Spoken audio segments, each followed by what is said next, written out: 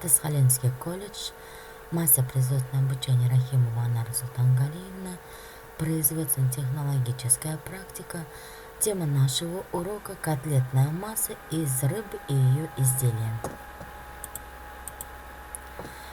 Цели и задачи практического занятия – образовательное формирование профессиональных компетенций, изучить технологию приготовления рыбной котлетной массы, изучить технологию приготовления рыбных полуфабрикатов из котлетной массы, закрепить полученное знание, организовать собственную идею, исходя из цели и способов ее достижения.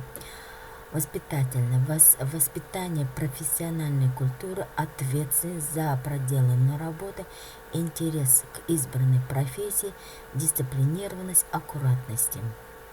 Девиз нашего урока – это китайская пословица «Я слышал и забыл, я видел и запомнил, я вижу и познаю, я делаю и познаю».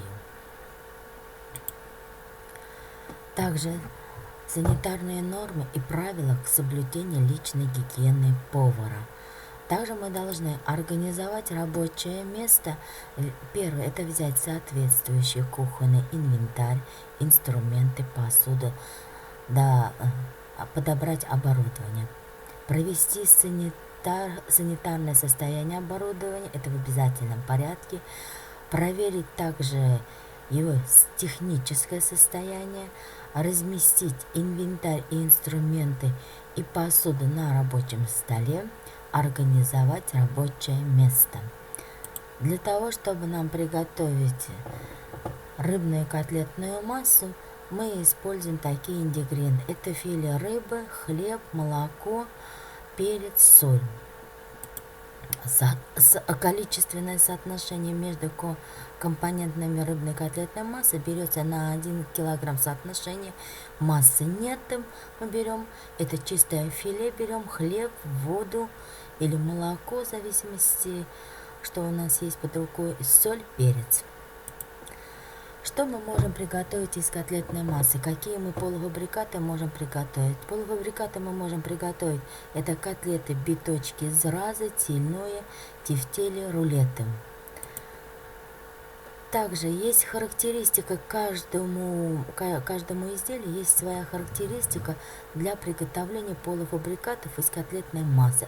Мы обязательно учитываем полуфабрикат из котлетной массы, какой мы готовим полуфабрикат, обязательно его внешний вид панировки, вид тепловой обработки и сколько выход по калькуляции в сыром виде.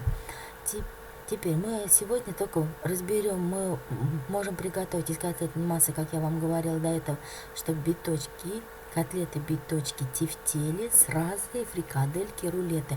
Но сегодня мы только будем разбирать на уроке это котлеты и биточки.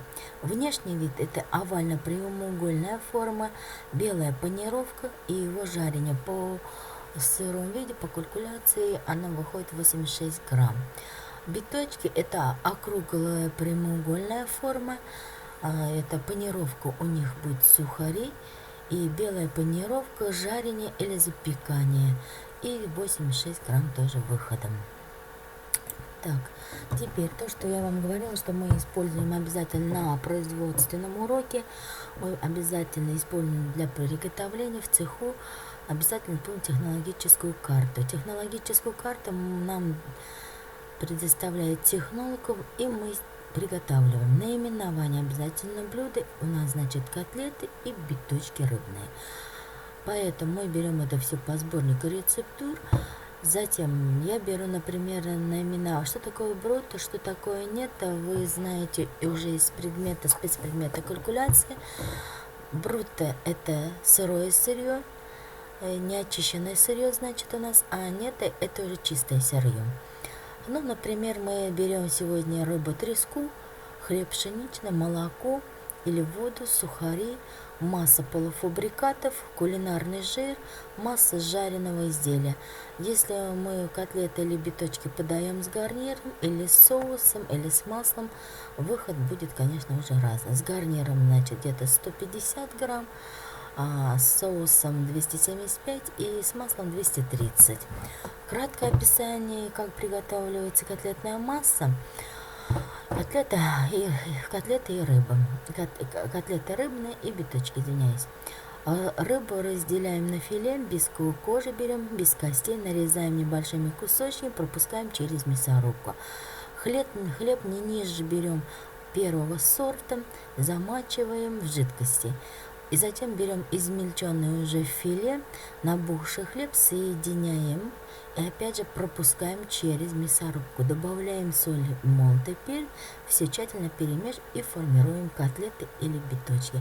Котлеты, значит, должны быть толщиной у нас 2 сантиметра, длиной 10, шириной 5.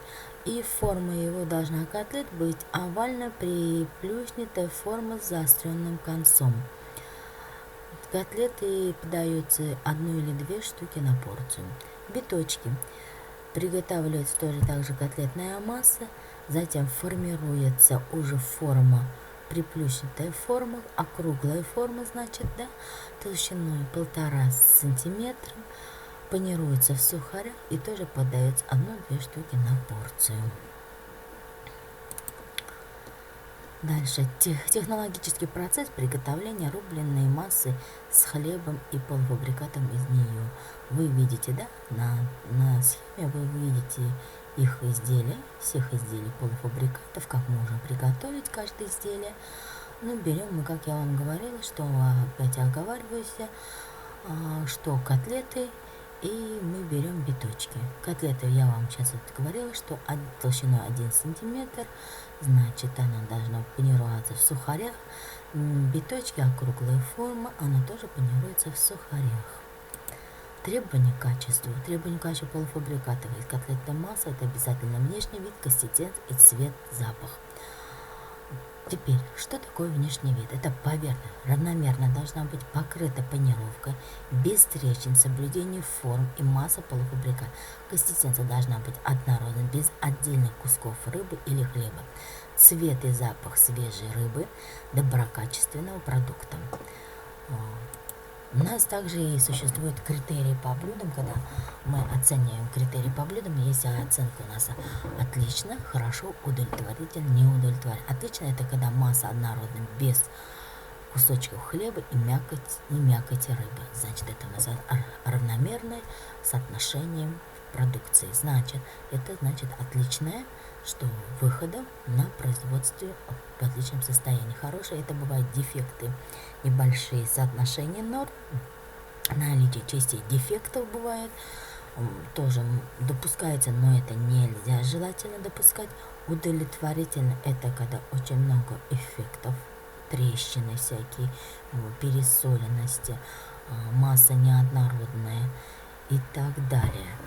Неудовлетворительно — это когда совсем не учитывается ни одной нормы. Это значительные признаки дефекта изделия, неправильной формы, с характеристиками трещинами изделия, признаки кислого хлеба, постороннего запаха, пересоленности. Никаких норм не соблюдалось. У нас также бывает на производстве, что браки. Как это вы уже готовите, когда и уже видите, что у вас котлетная масса, например, густая. Что сделать теперь? Она же по норме уже не идет. Тогда мы немножко добавляем воду или молоко, чтобы масса более была однородная. Котлетная масса бывает жидковатая, да, получается, что-то перелили, что-то хлеб переложили или жидкость какая-то, больше воды дала. Значит, ввести мякоть, вареную рыбу надо ввести обязательно. Если котлетная масса пересунет, то тогда мы увеличиваем норму закладки. Если котлетная масса нету вкуса, да, не доведена до вкуса, да, то обязательно надо довести до вкуса. Вот эти браки обязательные. Схему приготовления надо учитывать. Опять я оговариваю, повторяю, да, заново. Качественная оценка полуфабриката — это внешний вид, обязательно консистенция, цвет и вкус. Сроки его хранения. Хранение фарша — это не минимум 6 часов. 6 часов по 6 градусов, не выше 6 градусов. Также, если уже изделие у нас изготовлено полуфабрикатом, мы храним при температуре от 2 до 6, не более 12 часов. После 12 часов мы не имеем права хранить эти полуфабрикаты. Вопросы на засыпку. Укажите, какие виды рыб используют для приготовления полуфабрикатов из котлетной массы. Укажите, что добавляют в котлетную массу, чтобы полуфабрикаты не получились жидкими, количественные. Соотношение между компонентами котлетной массы. С какой целью в фарш из котлетной массы добавляют хлеб? Назовите особенности рецептуры в виде панировки следующих полуфабрикатов. Это биточки, котлеты. Кулинарные секреты. При формовке изделия нужно следить, чтобы не было избытка панировки, а изделие не было трещин, куда бы она не попала. Значит, мы должны это внимательно, правильно панировку, излишки панировки не должно быть. Все должно по норме, по санитарным нормам быть и по норме технологии приготовления и калькуляции. Так, следующее. Здесь такой будет вопрос стоит. В чем приготовление клейной массы из рыбы и отличие от приготовления рыбной котлетной массы? Отличительная особенность приготовления клейной массы из рыбы от приготовления рыбной котлетной массы. Для приготовления клейной массы используйте яичные белки и не используют перец. Клейную массу панируют, а клейную массу взбивают. Клейную массу протирают, клейную массу взбивают. Так. И домашнее задание. Ответьте на вопрос, почему изделие из клейной массы и рыбы легче, чем изделие из рыбной котлетной массы. Второй вопрос. На сайте найдите рецептуру и технологию приготовления изделий из рыбной котлетной и клейной массы. Спасибо вам за внимание.